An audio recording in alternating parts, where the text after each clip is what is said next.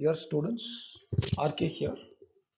இன்னையிலிருந்து ஒவ்வொரு நாளும் I'm going to solve a few NEET questions for you. Questions that have appeared in the previous year's exams.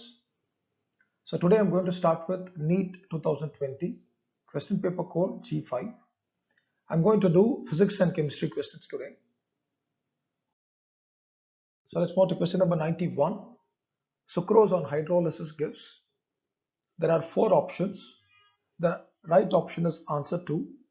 Sucrose on hydrolysis gives alpha D glucose and beta D fructose. First of all, என்ன பண்ணலாம்னா what are D and L sugars? அதை பார்த்துடலாம். அதை பார்த்துட்டு I'll teach you the mechanism of hydrolysis of sucrose.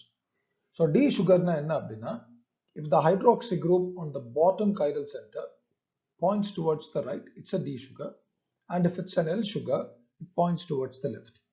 So இதை பாருங்க, D glyceraldehyde. So இதான் the chiral carbon atom. It has got a hydroxy group on the right. இங்க பாருங்க, it's a chiral carbon atom with a hydroxy group on the right. So I call it D-glucose. இங்க the chiral carbon atom has a hydroxy group on the left. So you call it L-glucose. அதே போல தான் இங்க it's on the left, so it's L sugar. இங்க it's on the right, it's a D sugar.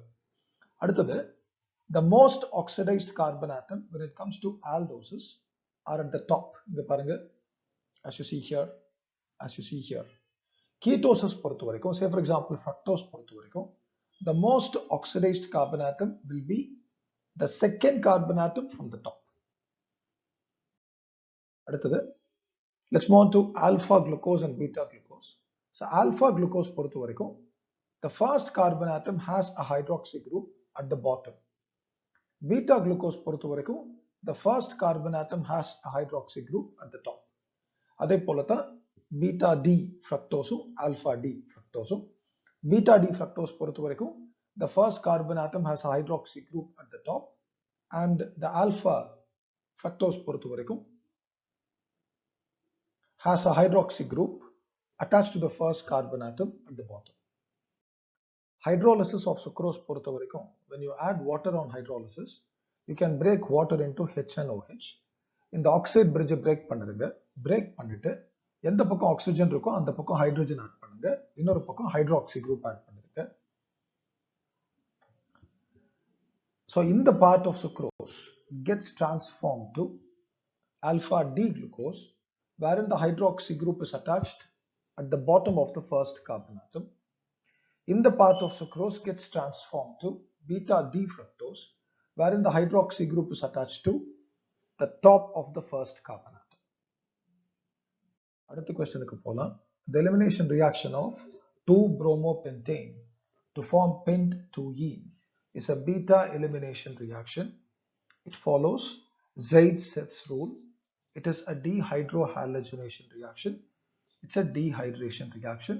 The answer is option A, B and C. So what is Zaitse's rule? The alkene formed in greatest amount as a major product is the one that corresponds to the removal of hydrogen from beta carbon with few hydrogen substituents. இதான் Zaitse's rule. So இங்க பார்த்தீங்கன்னா, இது 2-bromopentane. First of all, இது ஏன் 2-bromopentane அப்படின்னா, when you number the carbon atoms from right to left, இது first carbon, இது second carbon, இது third, இது fourth, இது fifth. ரெண்டாவது கார்பன் ஆட்டம் கூட bromine attach ஆயிருக்கு. So 2-bromo. மொத்தம் 5 carbon atoms இருக்கு. So pent. It's a single bond between the carbon atoms. So ane. So it is 2-bromopentane. In the presence of alcoholic potassium hydroxide, என்ன ஆகும் அப்படின்னா, இப்போ இங்க bromine தான் functional group. அது எந்த கார்பன் கூட ஃபிட் ஆயிருக்கோ அதுதான் ஆல்பா கார்பன். அடுத்து வரக்கூடியது பீட்டா கார்பன். ஸோ இந்த பீட்டா கார்பன் கூட எவ்வளவு ஹைட்ரஜன் ஆட்டம்ஸ் அட்டாச் ஆயிருக்குன்னா 3. இந்த பீட்டா கார்பன் ஆட்டம் கூட எவ்வளவு ஹைட்ரஜன் ஆட்டம்ஸ் அட்டாச் ஆயிருக்குன்னா 2. இந்த பீட்டா கார்பன் ஆட்டம் கூட தான் fewer number of hydrogen atoms attach ஆயிருக்கு. அதாவது கம்மியான அளவு ஹைட்ரஜன் ஆட்டம்ஸ் எந்த பீட்டா கார்பன் கூட அட்டாச் ஆயிருக்கோ அதை தான் எடுத்துக்கணும். ஸோ நான் இந்த பீட்டா கார்பன் எடுத்துக்கிறேன்.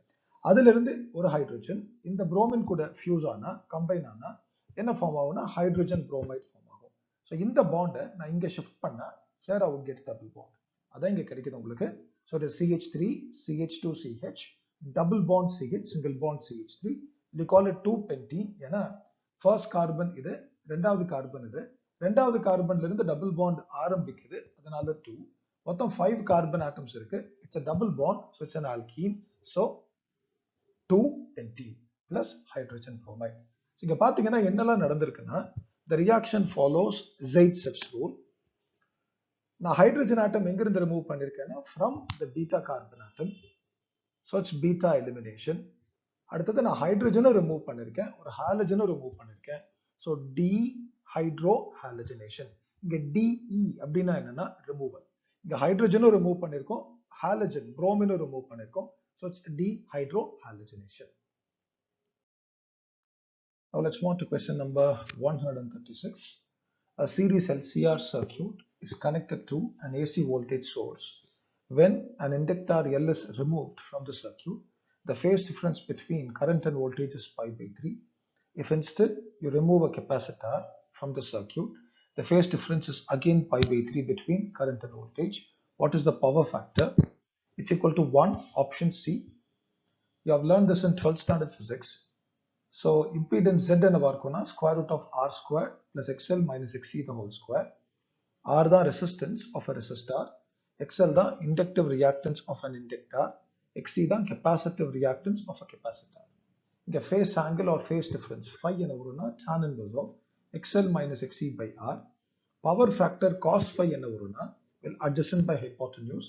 Here the adjacent is R and hypotenuse is Z. அப்ப என்ன வரும்னா cos phi equal to R by Z. So tan phi என்ன வரும்னா XL minus XC by R. Power factor cos phi என்ன வரும்னா R by Z.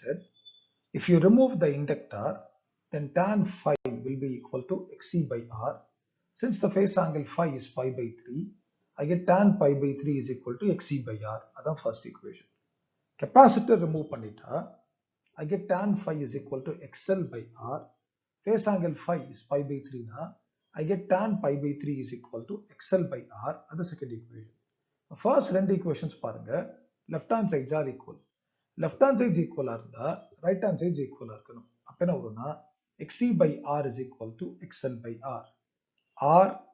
R cancel பண்ணிட்டேன் அப்படின்னா XL is equal to XC வரும். So I call it a series resonant circuit. Impedance என்ன வரும்னா Z is equal to square root of XL minus XC the whole square plus R square. இங்க XL and XC ரெண்டும் ஈக்குவலா இருக்கிற காரணத்தினால I get square root of XL and XC ரெண்டும் ஈக்குவலா இருக்கு. So subtract பண்ணா இது 0 ஆயிடும். So I get 0 plus R square. So I get square root of R square which is equal to R. So impedance Z is equal to R na, power factor என்ன வரும்னா cos phi is equal to R by Z equal to R by R, as impedance Z and resistance R are equal. So R cancel பண்ணிட்டா I would get 1. So phase angle என்ன வரும்னா phi is equal to 0 degrees. அதுக்கு என்ன காரணம்னா cos 0 degrees தான் it's equal to 1. So the final answer is phase angle phi is equal to 0 degrees. Now let's move on to question number 137. A wire of length L, area of cross section A units, is hanging from a support. The length of the wire changes to L1 when you suspend a mass of M units at the end of the wire. What is the expression for Young's modulus? The answer is option D. Well, Young's modulus na enna appadina, it's stress divided by longitudinal strain. Inga stress வந்து restoring force per unit area. Longitudinal strain வந்து change in length divided by original length. Restoring force எப்படி work பண்றதுன்னா by Newton's second law, mass into acceleration. The mass is capital M, acceleration is acceleration due to gravity G.